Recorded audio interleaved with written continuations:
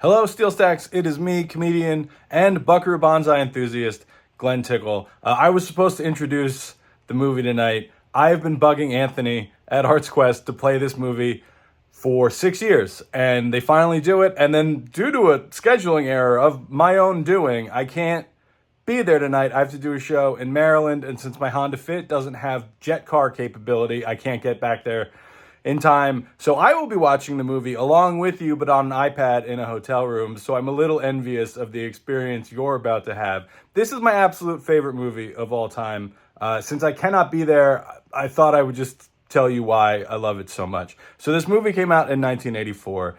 Cinema peaked then, and it's all been downhill ever since. Quite frankly, this is a perfect movie. It's not. I love this movie. This movie took bold swings for 1984 along the lines of the technology and budget available to tell the story they were trying to tell.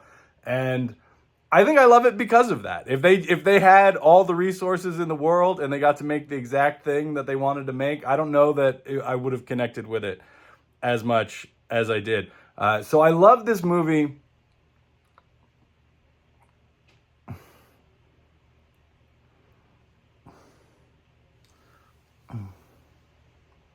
Because I absolutely love it. So you watch this movie and you think, oh, that was really fun. There's got to be, what, three or four other ones of these? Like they say there's another one in the credits for this movie for the promised but never delivered Buckaroo Banzai Against the World Crime League, a title I stole from my last comedy special, available now. But you get the sense that it's part of this larger world because it's inspired by stories like Buck Rogers and Flash Gordon, these long serials with all these stories.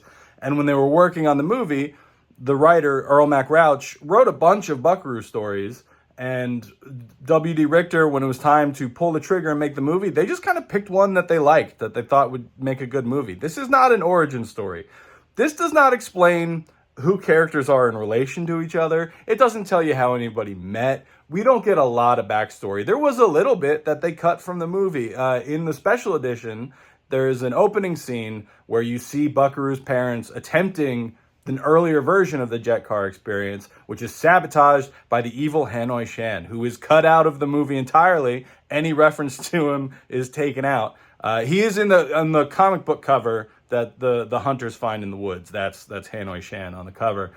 But he is the emperor to this story if John Warfrin is the Darth Vader. And they just cut him out of the movie entirely, which is a bold choice. But in that opening scene that they took out, it is narrated by Clancy Brown's Rawhide. You see a very brief Jamie Lee Curtis appearance. She played Buckaroo's mother because she happened to be on set that day. And they're like, just go stand over there, wave at the camera. You're his mom now. Go ahead.